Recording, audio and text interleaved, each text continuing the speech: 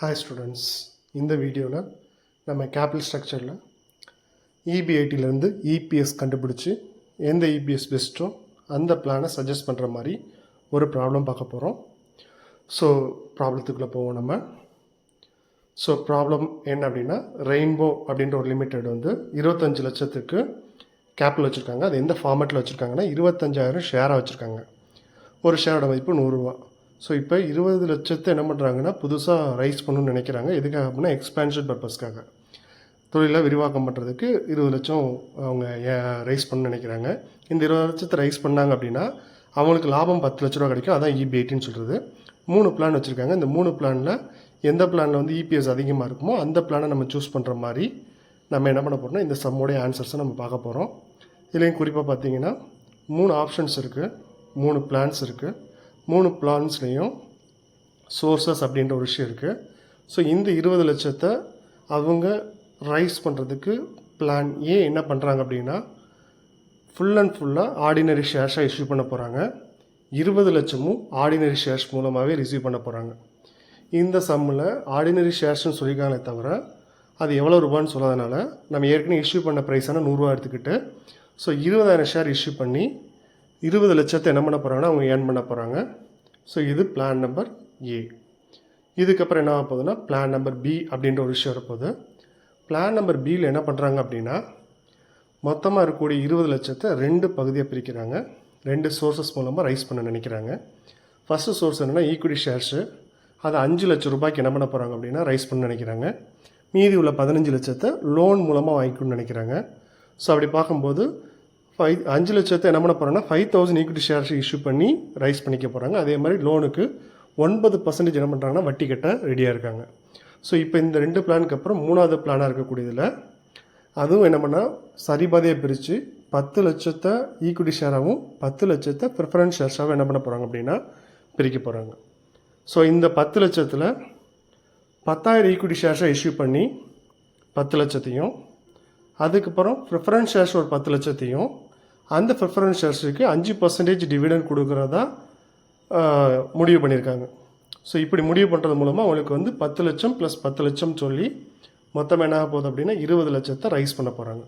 So இந்த 3 பிளானில் எந்த பிளானில் இபிஎஸ் ஏர்னிங் பர் ஷேர் வந்து கம்மியாக இருக்க போகுது அப்படின்றத கால்குலேஷன்ஸில் நம்ம பார்க்க போகிறோம்.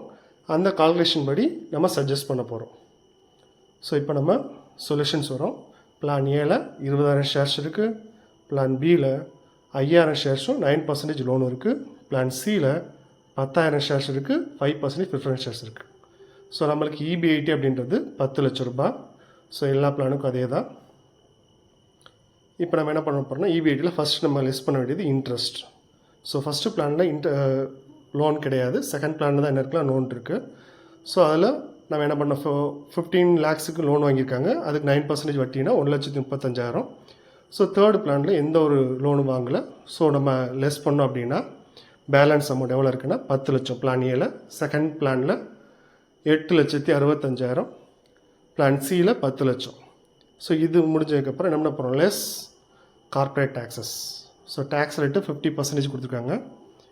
ஸோ இருக்கக்கூடிய அமௌண்ட்டில் 50% டேக்ஸை கட்டினதுக்கப்புறம் மீதி எவ்வளோ அமௌண்ட் இருக்க போகுது அப்படின்னா பிளான் ஏல 5 லட்சமும், பிளான் பியில் 4,32,500, பிளான் சியில் 5 லட்சமும் என்ன ஆக போகுதுன்னா பேலன்ஸ் இருக்க போகுது. ஸோ இந்த கால்குலேஷன் முடிச்சதுக்கப்புறம் மீதி இருக்கக்கூடிய அமௌண்ட் எல்லாமே ஷேர் ஹோல்டர்ஸ் கொடுக்கணும் டிவிடெண்டாக. ஸோ அப்போ ஃபஸ்ட்டு யார் கொடுக்க போகிறோம்னா ப்ரிஃபரன்ஸ் ஷேர் ஹோல்டர்ஸுக்கு கொடுக்க போகிறோம்.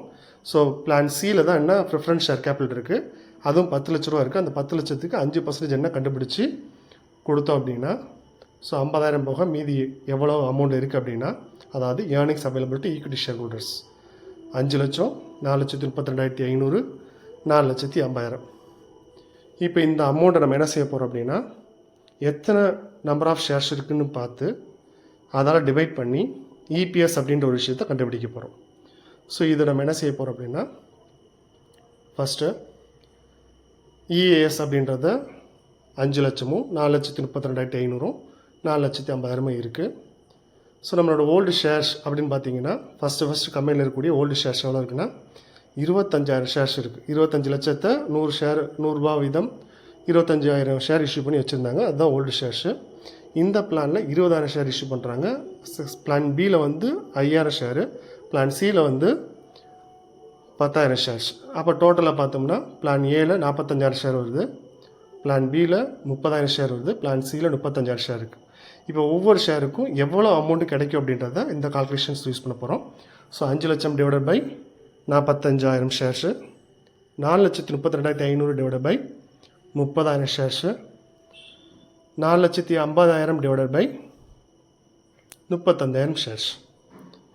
இப்போ ஏர்னிங் பர் ஷேர் பிளான் ஏல 11 ரூபா 11 பைசா வருது, பிளான் பியில் 14 ரூபா 42 பைசா வருது, பிளான் சியில் 12 ரூபா 86 பைசா வருது.